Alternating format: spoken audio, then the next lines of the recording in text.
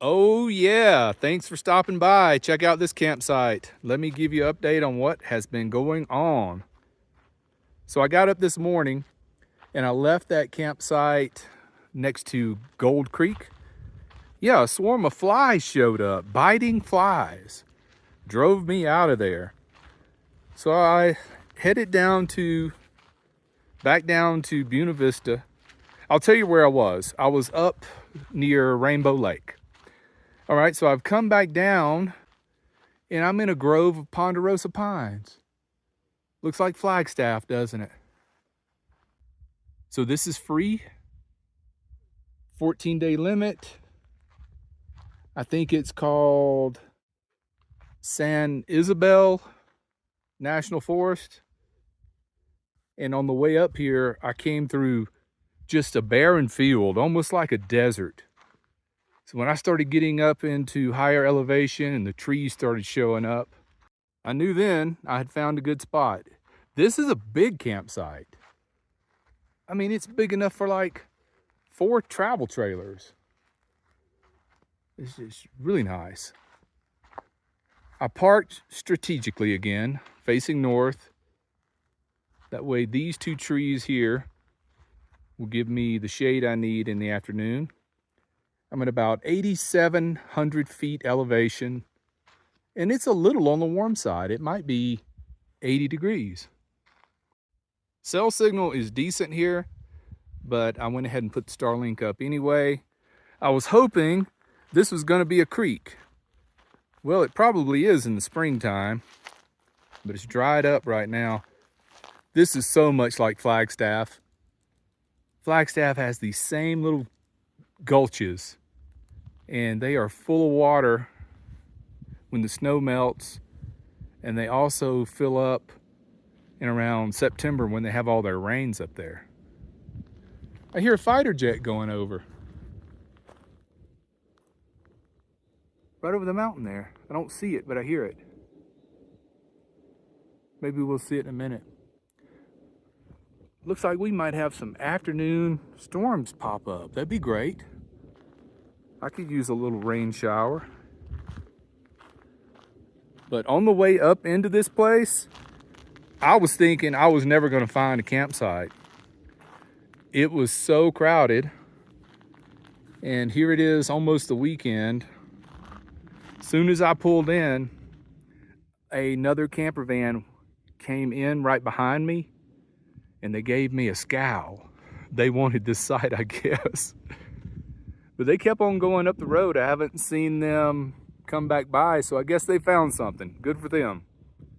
I want everybody to be happy and have a nice campsite. But the first couple of miles coming in, man, I was getting worried. Because today has been kind of a scrambled day. I went down to Salida to the Walmart, which is not a short trip from Buena Vista. I needed to stock up, and I need a big grocery store, so that's why I went there.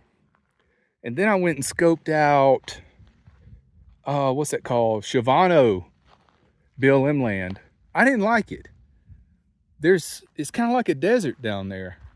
There's no trees taller than my van down there, and it was hot.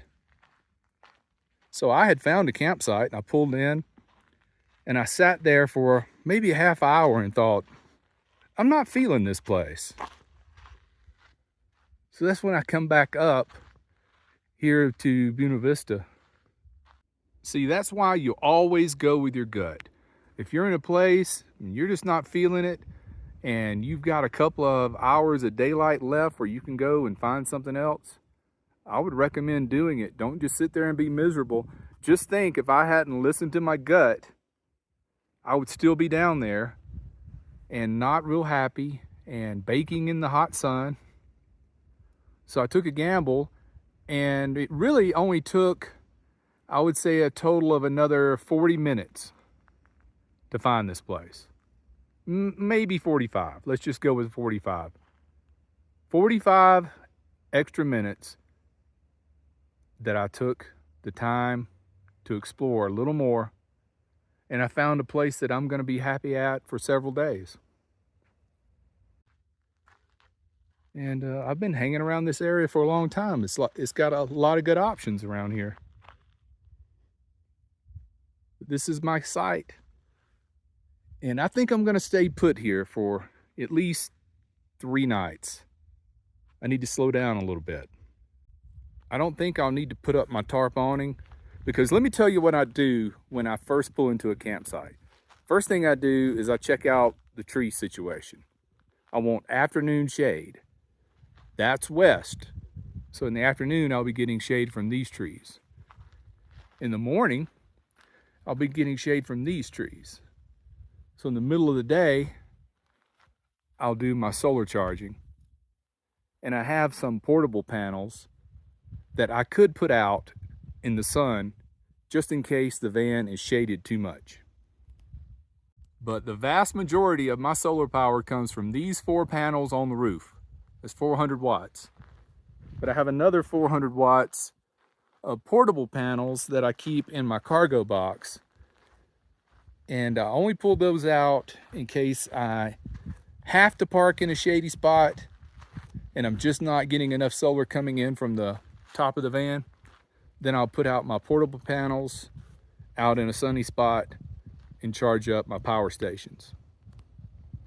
I just got an alert on my phone that Starlink connected. I was a little worried that these trees may be clustered together too much, but no. There's just enough open space up there and the Starlink is connected. But I can stream any show I want in 1080 even when it's buffering, because it's bringing in so much so quickly. It has time to get ahead of itself, I guess.